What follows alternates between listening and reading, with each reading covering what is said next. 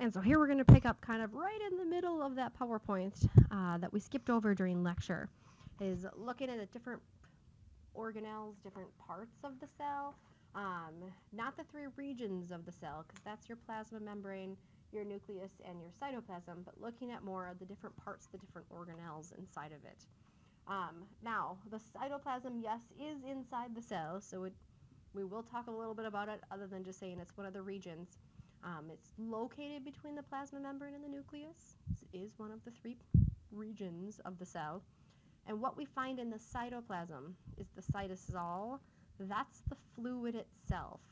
It's a watery solution, and the various solutes that you may find in it. We have proteins, there's salts, there's sugar, there's various other nutrients, there's different ions. I'm like, these are all things that we just find dissolved in that watery solution that we call the cytosol. Now, also in the cytoplasm, other than just the water, this is where we find all of our organelles. So when I say the word cytoplasm, I'm talking about the fluid cytosol and the organelles inside of it. A lot of times we use the word cytosol and cytoplasm interchangeably. It's just cytoplasm is making sure that you know it's also including the organelles. Organelles, the word itself means small organs. So they all have their own specialized function. They're the metabolic machinery of the cell. They're all going to do some type of chemical reaction. Depends on what organelle is, depends on which chemical reaction it does. Now, some have a membrane. Some have a phospholipid membrane on the outside of the organelles, and some do not. So we call them, if they have that outside membrane, a membranous organelle. If they don't, we call them non-membranous. Now, starting with some of our specific organelles, the first one we have is the mitochondria. Sometimes, yes, we call it the mighty mitochondria, because its main job, and the reason I bolded it, is to make ATP. So it's the part, it's the organelle that's making lots and lots of ATP.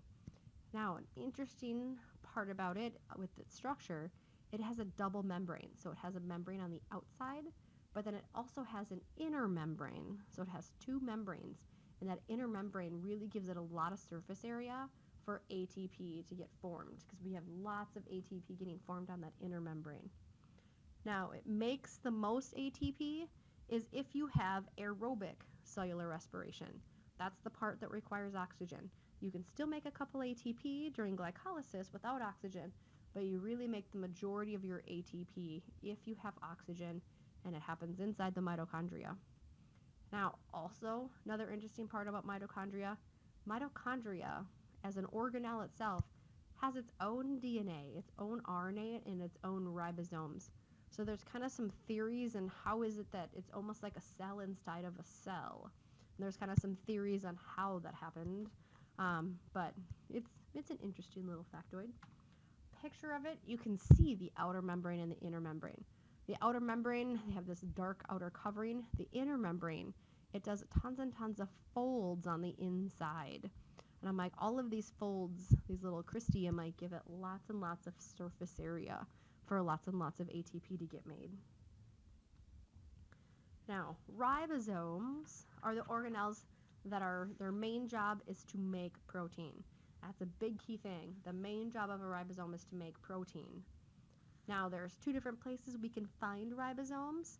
The free ribosomes are ribosomes that are floating around in the cytosol. So that's where you find them. They make proteins because they're a ribosome, but they're found in the cytosol. Occasionally we find some, I'm like kind of hanging out, sometimes attached to other organelles. And I'm like, if they're free, they're usually hanging out in the cytosol. Now, the ones that are attached to the rough ER, which makes them rough, are the membrane-bound ribosomes, because they're attached to the membrane of the endoplasmic reticulum, making it appear rough because it's dotted with these ribosomes. Same job, make proteins. Now, what the proteins do can be slightly different. And I'm like, what these proteins do, they may become proteins that end up in the membrane, some of those big purple blobs that end up in the cell membrane. Some of the proteins become enzymes and end up in lysosomes. Some of the proteins are exported from the cell. So with the endoplasmic reticulum, there are two types. They're usually close to the nucleus or the nuclear membrane.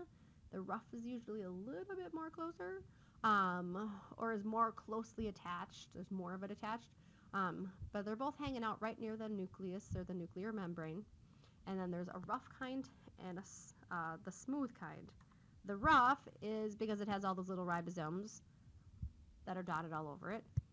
And the rough ER's job is to manufacture proteins, because really it's the ribosomes doing that. But some of these proteins are secreted.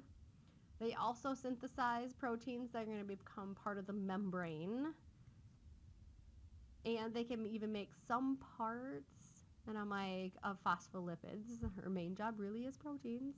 And they again can assemble proteins that are going to move to the inside of the endoplasmic reticulum. They get packaged up in a vesicle, little taxi cab, and then they get shipped off to the Golgi apparatus. So the rough ER really is making and shipping proteins. That's really its main job. And it's because it's got all those ribosomes that are making the proteins. So we've got lots of proteins getting made here, and then we're packaging them up and shipping them off. The smooth endoplasmic reticulum, yes, and I'm like, it can look like the rough ER, except it doesn't have any of the ribosomes on it. So its job really has nothing to do whatsoever with proteins. So it makes a lot of lipid-type molecules. Not only, but it makes a lot of lipid-type molecules. So it helps make cholesterol, it helps make other steroid-based hormones, it makes lipids that are found in lipoproteins, it helps with absorption, synthesis, and transport of fats, also another type of lipid. Some things that are not lipid-related that it can do, it helps detoxify the body of some drugs, some pesticides, and some carcinogenic chemicals. These are cancer-causing chemicals. It can also convert glycogen to free glucose. Glycogen is stored energy. Free glucose is that readily available sugar that you may need. And it can also store and release calcium. So instead of having all of our calcium stored in the bone, the smooth ER can also store and release calcium when we need it. So lots of lipid type functions, and then a few non-lipid type functions. Now looking at it, here we've got a big huge zoomed in of the nucleus. We have our rough ER. Again, it's dotted with all those tiny little red ribosomes all over it, making proteins. Our smooth ER also attached to the nucleus, usually not quite as much, and it's not dotted with any ribosomes. An actual picture of one, 25,000 times magnified, and they're not normally purple and pink or purple and blue. They just colored it that to match. Once you have your nucleus here, we have our rough ER, all the little tiny black dots are the ribosomes. And way on the outskirts, you have your smooth ER, where it's lacking those ribosomes. Then we have our Golgi apparatus. Now the Golgi apparatus, some people think it looks kind of like flattened pancakes. Fine with me if you think that's what it looks like. But they are stacked, flattened, membranous sacs. So they do have a membrane. They do get stacked on top of each other. And because they get stacked on top of each other, yes, they look like they've been flattened. It receives a lot of things from the rough ER, mostly different types of proteins. And so when it receives these things, it receives packages from the rough ER. It modifies it, concentrates it, and then it can repackage them up and ship them off. So it does a lot of, this is the distribution center. Things are arriving there. They get repackaged, modified, changed. Some can get concentrated, and then they get shipped off. And so you'll see lots of vesicles. These are transport vesicles that are fusing to the Golgi apparatus and leaving the Golgi apparatus. So here's your flattened stacks. And yes, you can see various vesicles fusing. They're going to it. And then a lot of times you see a lot of vesicles leaving the Golgi apparatus as well. Here's an actual picture of the Golgi apparatus. Lots and lots of flattened stacks. And then you can see some of these little transport vesicles going in and coming out of the Golgi apparatus. Here's looking at another picture. Again, I like this because it's showing things that are coming from the rough ER. They're leaving the rough ER, usually different types of proteins. They're going to go to the Golgi apparatus. They can get modified, sorted, repackaged up, and then they may get shipped out of the cell. The vesicle itself, that, just having a vesicle, that extra phospholipid bilayer, it can become part of the actual membrane itself. Or, an interesting part about the Golgi apparatus, some of the proteins that were made way back in the rough ER, those proteins go to the Golgi apparatus. Some of those proteins are enzymes, because enzymes are proteins, and some of those enzymes can get packaged up in their own vesicle. This vesicle that contains protein, or these enzyme proteins, becomes its own organelle called a lysosome. So the lysosome is an organelle made by another organelle, the Golgi apparatus. So that leads us into our lysosomes. This organelle that has enzymes that was made by the Golgi apparatus. Its job with all of those enzymes is really to break down a lot of molecules. So it's our intracellular digestion. So with those enzymes, it's going to break down, it's going to digest any bacteria, viruses, or toxins that cell brought in. Because I'm like, our cells may ingest bacteria, viruses, and toxins, and the lysosome needs to break them down. It can also break down any non-functional organelles. The organelles don't live forever. Your mitochondria might start to kind of break apart, break down, get old, and when it stops working, the lysosomes will help break down those dying organelles to get rid of them. They can also, with some of the breakdown, they can break down and release glycogen. Yes, it's a stored energy, but they can break it down and make it available somewhere else. They can also destroy any cells that are injured or any non-useful tissue. So if we have tissue in our body or injured cells that we can't use anymore, they're just not working, we don't want those hanging around, and so we start to break it down. It's called autolysis. Again, lysis means breaking down, auto means ourself, so we're actually breaking down our own cells or our own tissues when we don't need them. And another breaking down with all of these enzymes is we can break down bone to release calcium. So if you're not getting enough calcium in your diet and your cells need calcium, they have to get it from somewhere. And if it's not from your diet, our lysosomes can start to break down the bone tissue and release the calcium that's stored there. This picture is showing, and they colorized it. It's not normally colorized. And I'm like, it's showing a lysosome, and I'm like, big orange structure, and inside of it is some of the food or some material. They don't list what it is, but I'm like, some type of material that's being ingested inside of it. So this lysosome brought in some type of material, and with the enzymes that are on the lysosome, it's going to break it down. On the outside of our cells, we've got several different cellular extensions. Cilia and flagella, these are both movable extensions. So they're both whip-like, motile, they can move extensions on the surface of certain cells, not all cells. They contain microtubules and motor molecules. So on the inside, these microtubules, and I'm like, you can see them sticking out, these blue microtubules. Slicing them, they actually make a cool little wheel arrangement. They can move back and forth, these microtubules, allowing the actual cilia or the flagella to move back and forth inside of it. Now, the cilia doesn't move the cell. The cilia is usually only found on one side of a cell, the surface of the cell. And when it beats back and forth using the microtubules on the inside, when it beats back and forth, the cilia just moves substances across the cell surface. And our biggest example of where you find cells with the cilia, you find them in the respiratory system. And so they can move mucus and dust particles or anything else that you might be breathing in. They can move that along, get it out of certain parts of the respiratory system. The flagella, it's longer than cilia. It has the same basic microtubule arrangement, and its job is to move the cell. Now, there is only one cell in the entire human body that has a flagella to move the cell, and that's the sperm cell. There aren't any other cells in our bodies, in the human bodies, that have a flagella. And so that flagella really is to move back and forth in a whip-like fashion to physically move the cell. Another cellular extension that does not move is the microvilli.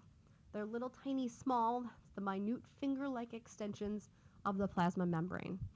They don't have those tubules on the inside. It's just the plasma membrane goes up and comes back down, and their main job is to increase surface area. So it just goes right up. It's all plasma membrane. This is all phospholipid bilayer all along each one of those microvilli, and it's just to increase surface area. So you find a lot of cells where you want lots of surface area, where you want lots of absorption. The biggest place where you're going to find the most is your small intestine.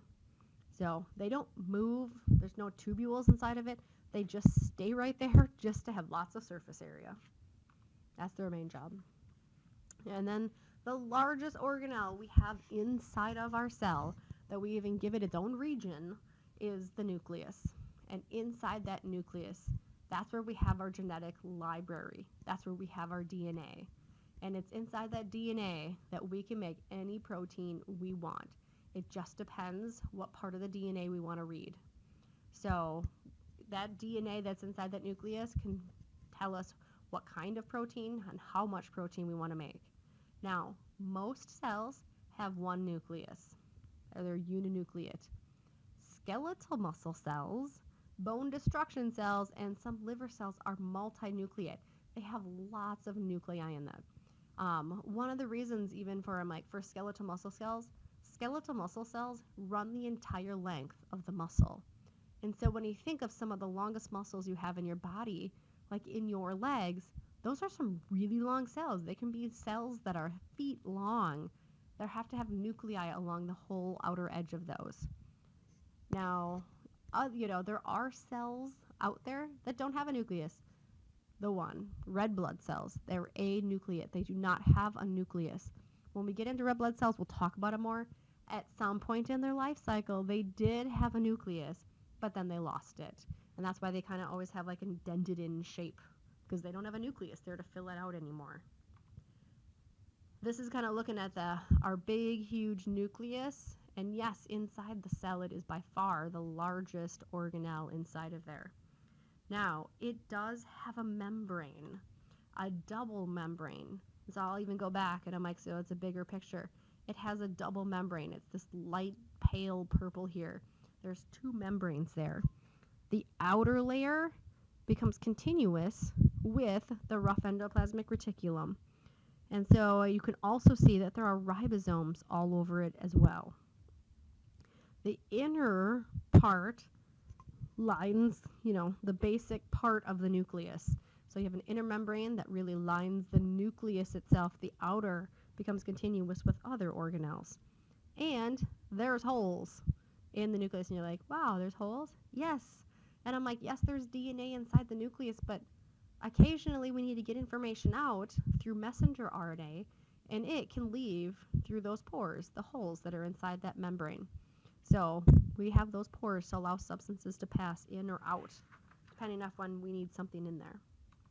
Now, inside of the nucleus, we have some dark staining. They always look darker, spherical, they're round, bodies within the nucleus. These are our nucleoli, or nucleolus for singular. What does a nucleolus does? It helps with rRNA synthesis and ribosome making. So it helps make ribosomes and the ribosomal RNA, which is part of a ribosome. So just like how the Golgi apparatus was an organelle that made another organelle, the lysosome, the nucleolus is an organelle that helps make an organelle, the ribosome. So they can sometimes make one or the other. Now, inside of our nucleus, we do have lots and lots of DNA. It's not the only thing we find in our nucleus. We have DNA, we have proteins everywhere, and we have RNA. Those histone proteins allow DNA and RNA to wind up and twist in on itself, and so that it can get condensed. Now, when some of this DNA and these proteins, and occasionally you're going to find RNA in there, when they wind up, when this DNA and these histone proteins wind up, they get arranged in these units called nucleosomes. I'll click on my video and I'll cross my fingers my audio works. If not, I'll make this YouTube link available on Blackboard as well. But those histone proteins pack 6 feet of DNA into every cell. And I'm like, into the nucleus of every cell. I'm like, so they allow that DNA to wrap really tight in a lot. And so they help regulate the genes and which DNA goes where. And then when we want our cells to divide, all of this DNA and all of these proteins condense down into what we can see as a chromosome. We can see it, they kind of look like those X shapes, which are really 2 V's, and they can condense down on themselves. Now, oops, I want to see if this YouTube link works if I have audio. Probably not. I'll leave this on here so you can listen to the audio on your own. I know it's narrated, but you can watch the audio itself. But it's a short little clip that just shows how it can wrap around and around and around on itself. Now, some review. What is the fluid component between the plasma membrane and the nuclear envelope called? They're looking for the fluid part. Now, just the fluid is called the cytosol. If you're like, but the cytoplasm, you're right. Occasionally they are said interchangeably, but the difference, the cytosol is just the fluid, the cytoplasm is the cytosol plus the organelles that are there. So if I'm asking for name the fluid, just the fluid, I'm looking for a cytoplasm. I'm usually not that tricky. You would expect that cells that expend a great deal of energy, such as skeletal muscle cells, would have an increased quantities of what? So you're looking for which organelle makes a type of energy, and it's the mitochondria, makes ATP. And so skeletal muscle cells have additional mitochondria. And yes, the more you work out, the more mitochondria you'll have in those cells. And the last question, which of the following cell types does not possess a nucleus when it's mature? I said it before, but those red blood cells, they did have one earlier on in their life, but they lost it. And so then they look a little funny because they lost that nucleus.